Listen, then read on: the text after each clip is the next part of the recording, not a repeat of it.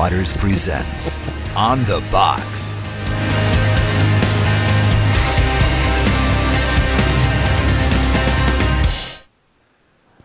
Play ball! That's a different way to start. We got hats! I love baseball hats. So does Ray. I look really dumb in them. I don't know why. You know, Sue told me moments ago why you don't like to wear hats. Why? I don't know if I should say. Tell me, my head's so big. There you go. Yeah, it's because that I was got. her opinion. No, it's the brain. It is. It's pushing out, It is. you know, and I guess, but there's only one hat I've looked okay, and that's when we did the television thing with Kirk when I was shot. I was wearing that cowboy hat.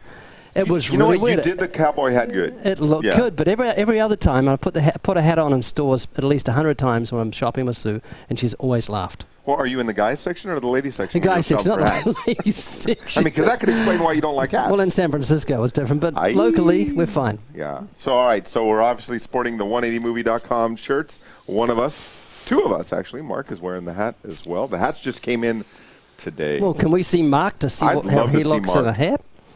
Mark. That's great. Give me the lefty. That's right. The hats and the T-shirts are available at livingwaters.com. Just go to the store and find your way to the 180 section. We actually have apparel now. That's kind of different. We should put one out with a little You bit. want to show the back of the shirt? A little bit of fur out the top, Little but it's for a Tony The Tony shirt. model? You want to show the back of the shirt? Yeah, I know how to do that. Can you? Look at that, modeling the latest in back of shirts. There you go. How did I do? Ray and I are going to wear these out to Cerritos College today. Yes. See what happens. See what happens. We're going to go out there to preach immediately following the show. So we are going to be on time today. Aren't we? Aren't we, Ray? Yes, we're going to finish on Yes, sir. All right, we got a lot to do. We're going to get right to it. First question. This came in yesterday. I watched 180 with my son, and I totally 100% agree with what the video said. Abortion is wrong. However, I would like to know how to answer this question. What about in cases involving ectopic pregnancy in which the baby is growing outside the womb in a fallopian tube? What is the right thing to say? Because you know someone's going to bring that up, and that comes up quite a bit. Thank you for all the good work that you do. We're excited to see how we can help. Now, we're giving away this book at the ministry, Why Pro-Life, by Randy Alcorn. Randy Alcorn, when he watched 180, gave us 50,000 free books. 50,000. Everyone in my church received a copy of the book. And we're going to answer the question, what about in the case where the mother's life is in jeopardy? One of the common fallback questions that most of those who are pro-abortion like to throw out there. Randy Alcorn answers it very succinctly. Is this the Everett Koop quote? It is the Everett Koop quote. Good, it's a Can I wonderful share it? one. Yeah, Okay. go for it. Saves me doing it. Is abortion right when pregnancy presents risks to the mother's life? Is abortion justified when a woman's life or health is threatened by pregnancy or childbirth? It's an extremely rare case when abortion is required to save the mother's life. While he was the U.S. Surgeon General, Dr. C. Everett Koop stated that in 36 years as a pediatric surgeon, he was never aware of a single situation in which a preborn child's life had to be taken in order to save the mother's life. He said the use of this argument to justify abortion was a quote-unquote smokescreen. Dr. Landrum Shettles claimed that less than 1% of all abortions are performed to save the life of the mother. A woman with toxemia, Randy Alcorn writes, a woman with toxemia will have adverse health reactions and considerable inconvenience, including probably needing to lie down for much of her pregnancy. This is difficult, but normally not life-threatening. In such cases, abortion for the sake of the health of the mother would not be life-saving, or of the mother would not be life-saving, but life-taking. However, if the mother has a fast-spreading uterine cancer, the surgery to remove the cancer may result in the loss of the child's life. In an ectopic pregnancy, the child is developing outside the uterus. He has no hope of survival and may have to be removed to save his mother. These are tragic situations, but even if one life must be lost, the life that can be saved should be. More often than not, that life is the mother's. There are rare cases in late stages of pregnancy when the mother can't be saved, but the baby can. Again, one life saved is better than 2 lives lost. Friends of ours were faced with a situation where removing the mother's life-threatening and rapidly spreading cancer would result in their unborn child's death. The pregnancy was so early that there wasn't time for the child to develop sufficiently to live outside the womb before both mother and child would die. The surgery was performed, but this was in no sense an abortion. The surgery's purpose wasn't to kill the child, but to save the mother. The death of the child was a tragic side effect of life-saving efforts. This was a consistently pro-life act, since to be pro-life does not mean being pro-life just about babies. It also means being pro-life about women. I thought that was a pretty good answer. Good answer, What do you very think? succinct. I totally agree, and no more to add. No more to add. Well, how could I? Mark, any more to add? Think about it like this. If a rescuer is running into a burning vehicle and there's two vehicles inside there, is it ever permissible for that rescuer, while saving the one individual, to shoot the other victim inside the vehicle as he exits with the living one? No. Absolutely not. Absolutely I mean, that's not. ridiculous. Yet we know that there is a cause and effect. If you're able to save the one individual, you know you're able to save the one individual, and while doing so, the other one is going to die, then that's the way it happens. But you don't go in with the intention of killing one of the individuals. Yep. Let me give you a little personal story. My second child, I found out, both my wife and I did, inside the emergency room, that my wife was pregnant. Yeah, his name is Nathaniel. Now, while we were in there, the doctor had told us that it was an ectopic pregnancy, that they had to go in immediately and have an abortion and get rid of my second child, Nathaniel. Wow. I looked over at my wife. My wife's obviously in a lot of pain, not knowing really what's going on. I said, hey, we would like to have a second opinion. And so they did. They sent somebody over from the maternity ward. They came in, they examined my wife, they examined the x-rays, and they said, yes, it's an ectopic pregnancy. And I go, so what does that mean exactly? It's a new term for me. I don't understand. I said, well, if we don't go in immediately, then your wife is going to die. And the reason why she's in so much pain is because of the baby attaching inside the fallopian tube. It had ruptured. And because it had ruptured, the baby is, all for most part, is dead anyways, but now we want to save your wife. And I went, wow. Give me a second and let me pray with my wife. I looked over at my wife looking at me as the leader of the household says, what are we going to do? And I said, let's pray. We prayed, came out of prayer, and I said, you know what, we would like to have a third opinion. They said, we don't have time. And I go, I'd like to have a third opinion. So they brought in another individual, examined the x-rays, and said, yes, everything points to the fact that this is an ectopic pregnancy. We need to go in immediately and save your wife's life. And I said, we're not going to do that. I looked over at my wife and I said, honey, I have a piece that they don't know what they're talking about, that you don't have what they're saying, this ectopic pregnancy. And the doctor looked at me and said, you, sir, are crazy. They brought in two people to grab a hold of her, to wheel her out. They put a surgery on hold in order to pull her through. And I said, no, we're not doing this. We're waiting. I looked over at my wife and I said, honey, I have a peace which surpasses all understanding. Colossians 3:15 says, allow that peace of God to rule your heart. And that word rule means umpire. Hey, I feel safe to do this. Or, no, this isn't feeling right. This ain't jiving with what's going on. So my wife looks at me, and I'll never forget it. She says, I trust you. I trust your leading. I went, wow. And I'll tell you, the weight that was on my shoulders at that time was unbelievable. The doctor came in, and the doctor looked at me and said, for the most part, just wash his hands, and she walked away. And when she walked away, I go, all right, well, here we go. Another doctor came in. I said, all right, so what are we doing? What does it look like here? Because I don't want to do that right now. I said, well, we can admit your wife into the hospital and we can watch her, because something dealing with her cells are going to begin to multiply if indeed the baby was where it needed to be inside the uterus. And I said, okay, well, let's wait on that. Well, the next morning, the doctor came in and the doctor said, you know what? There is something we can do step by step so that the baby is not aborted. Because that was my number one question. I said, if you go in to perform this procedure to get rid of this fetus, as you called it, will it abuse the baby inside the womb? And they said, yeah, well, the baby will be no more. And I said, at least the fetus will be no more. And I said, okay, yeah, we're going to wait. And I'm so glad that we did. In fact, when they had wheeled my wife away to go step by step to try to figure out what was going on, because I said, I'm not convinced. I'm not convinced that this is an ectopic pregnancy. The doctor came running back inside my room and said, it is not an ectopic pregnancy. Your wife had a cyst the size of a Coke can that was on her fallopian tube that had ruptured. Wow. So the doctor had cleaned up as much blood as she possibly could, and come to find out, my little baby was just fine. Nathaniel, I was playing football with him last night. He's 10 years old. He's an amazing little guy. And my wife and I were looking at each other and said, of all our kids, we think that this is the one that is truly born again at this stage. His love for the Lord, his fear of God, his ability to discern spiritual things, going through the Word. We're just absolutely amazed. So as we look at this whole, hey, the mother is in danger. Are we sure that the mother is in danger?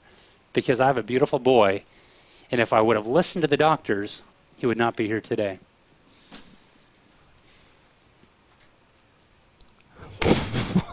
Thank you for joining us today. That's a standalone YouTube clip. It probably will with be. A picture of Nathaniel. Wow. At the end. Boy, that was... I had never heard that story, Mark. Easy's got a similar story about him nearly being aborted. Yeah. We're surrounded by people that have got these amazing stories. And Mark, that was just incredible. Yeah, let's feel like closing up now. You know what? I'm going to jump ahead a little bit. Going to put one testimony on top of another, because we got this one, which was really neat. Lady writes, I would like to contribute my experience with abortion. I asked to remain anonymous in case you would like to use it publicly. When I was 19, I had sex outside of marriage and became pregnant. I was ashamed and only discussed my situation with a friend and my child's father. After hearing the news, my boyfriend did not want anything to do with me or the baby. All I could think about was the shame I was about to bring on my Christian family. I did not have a great relationship with my dad, and I would be disowned for what I had done. I decided to have an abortion, knowing that it was wrong. God tried to bring me to my senses, and my friend reminded me that, quote, children were a gift from God, end quote. He even allowed a coworker of mine to have a dream about my pregnancy, which I denied. I made the appointment, went alone, and asked not to see the monitor. From that day on, I embraced sin because of my guilt. I have been saved by God's grace since then, and I realized that it wasn't the lack of support that caused me to kill my baby.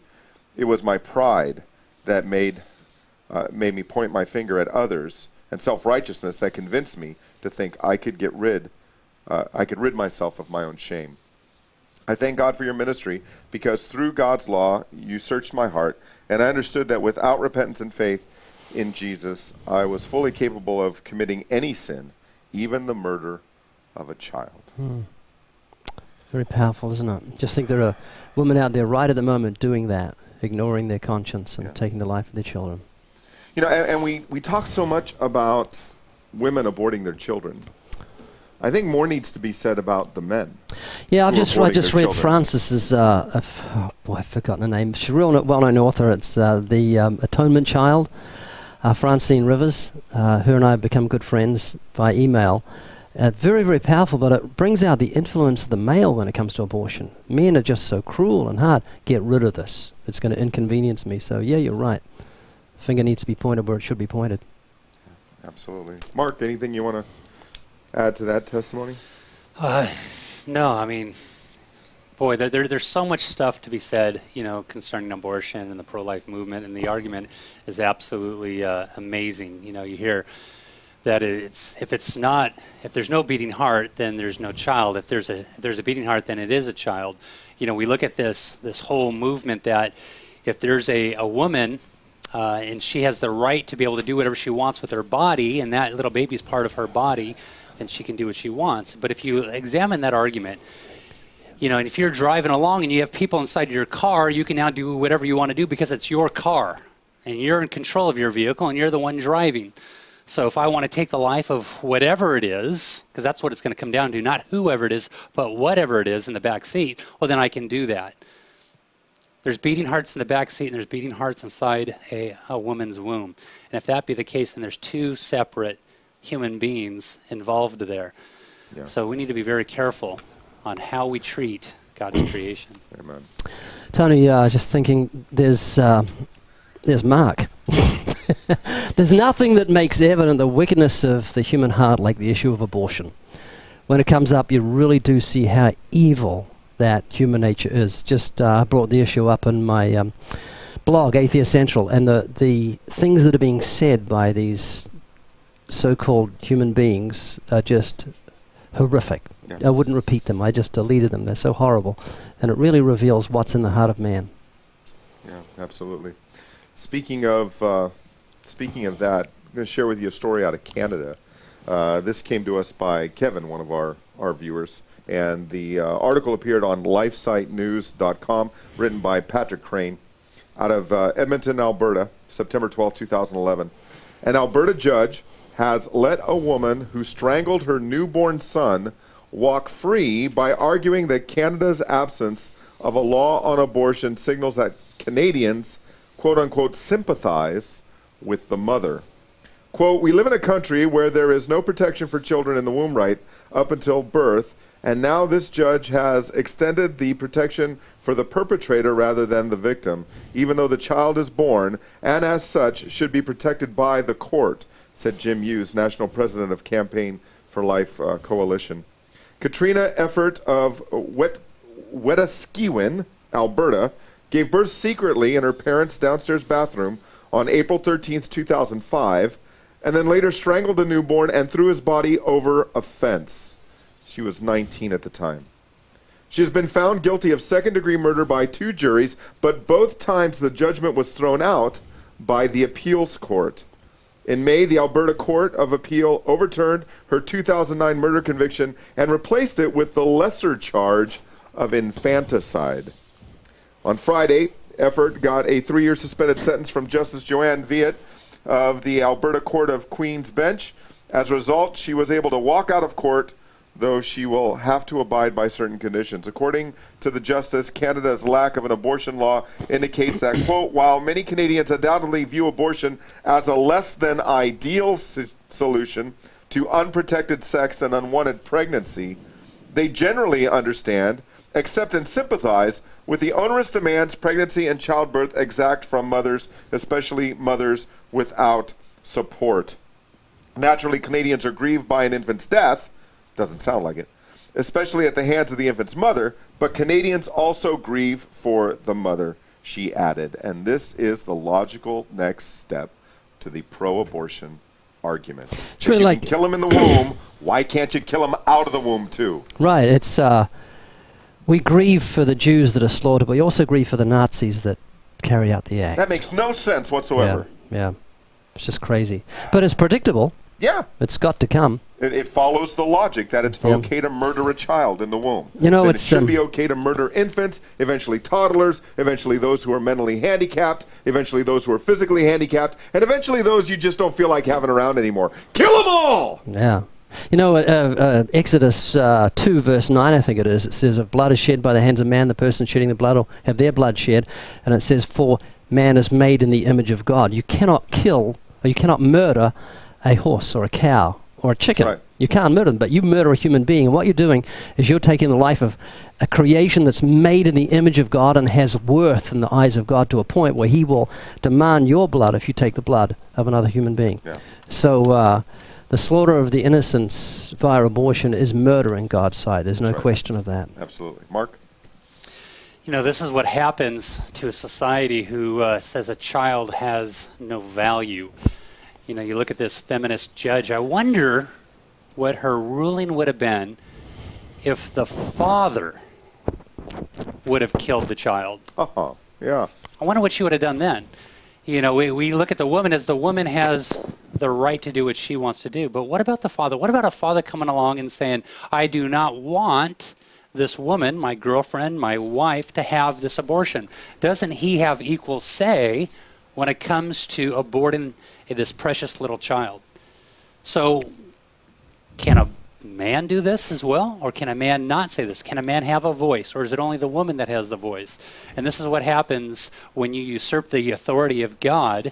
And it says in Genesis that the woman's desire is going to be for her husband, is going to be for the male, is going to want to take over that role, that authoritative place. And so it's absolutely a shame. It's disturbing at the bare minimum. Yeah.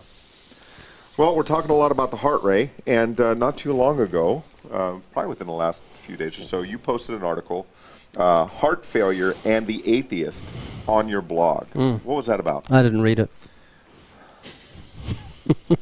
Just how incredibly well made the human heart is, and how when man tries to copy the heart, he doesn't know where to start. He hasn't got a beat going for him. And all around us we see the incredible human eye, and man makes a camera that's based on the eye and thinks, aren't I terrific because I copied nature? But it's God's plan, it's his design, and it's plagiarism. And that article was taken from my book, or written from my book, Copycat. Now, I noticed that there are almost 1,900 comments on that particular blog post, Heart Failure and the Atheist. What were some of the arguments being made against what you put forward? Now, this is going to make you scream. I no longer read the comments because I don't have make time. You scream. I don't have time. I want to pat you on the back. Seriously, when you get I don't know how you had the patience. 2,000 comments, it becomes overwhelming, and I've got so many things going on. So thank God that Dale put on a filter that cuts out every curse word. They can't say without it being cut out, And so the whole thing is, sometimes they get a cuss word in, a new cuss word, or it's got little gaps between it, and then I just delete their ID. So they've been banned from the blog. I did that recently with 3 people, and atheists are saying, "Boy, Ray's in a rage. What's he doing?" So they've cleaned up a little bit. But yeah, so I don't read the comments very often.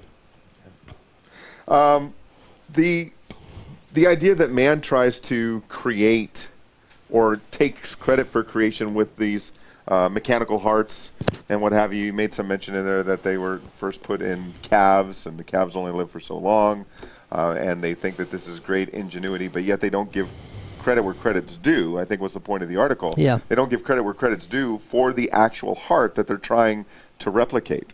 Yeah, they don't know what keeps the heart beating. It's a good thing to do to realize your mortality. And I used to do this as a kid. Just lie in bed at night and put your head on your pillow, and you can hear fumpity fump, fumpy fump. And I used to think, what if that stops?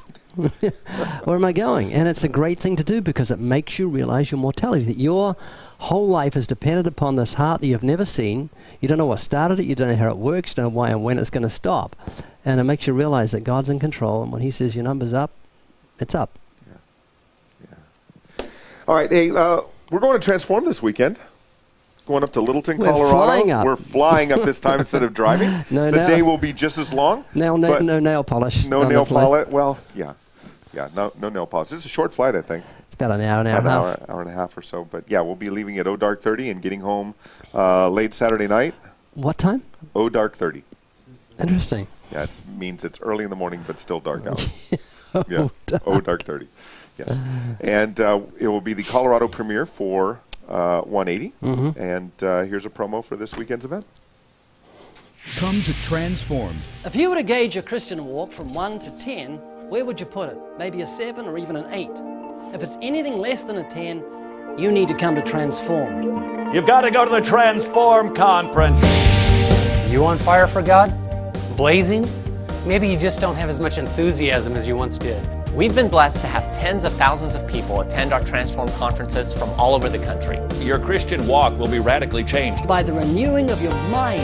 The content is hard-hitting, the pace is fast-moving, and most importantly, the truth you'll hear is nothing short of revolutionary. If you'll commit to attending Transform and apply what you hear, we guarantee you will never be lukewarm again.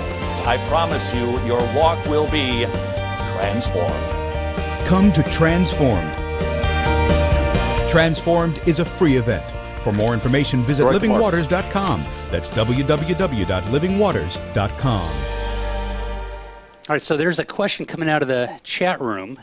It says, what do you say to someone who says that a woman is pregnant due to incest or rape? Is abortion okay in those cases? What do you say, Ray? Well, you don't kill the kid for the crime of the father, which is murder. Rape, which is worse, rape or murder. Also, another very interesting thought is that I've often brought up when I'm preaching, when this issue comes up, is that many of us could be the product of rape. Your father come home drunk one night, forced your mother into sex. She didn't give consent, but he went ahead and did it.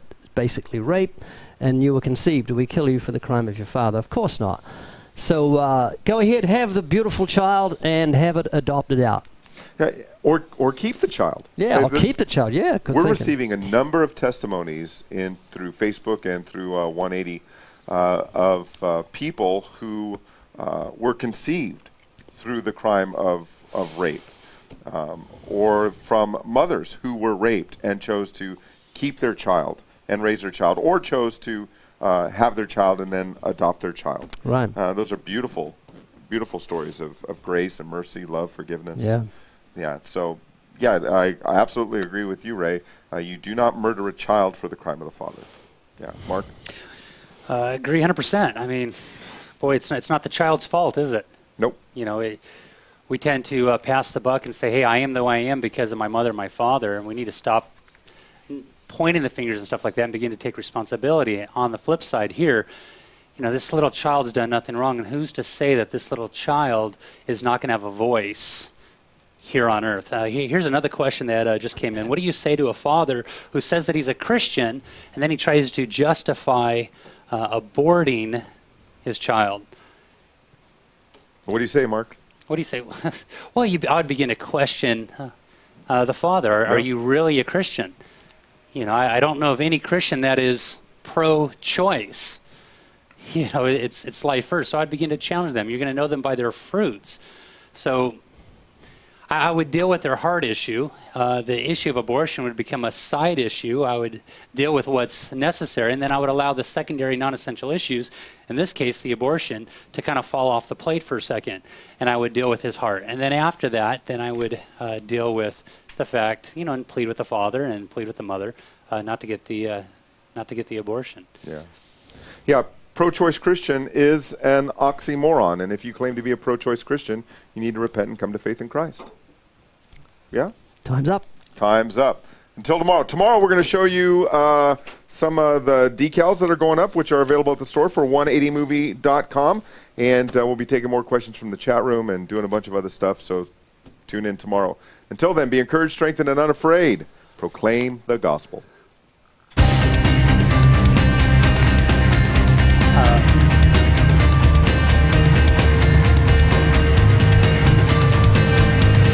You're full of it!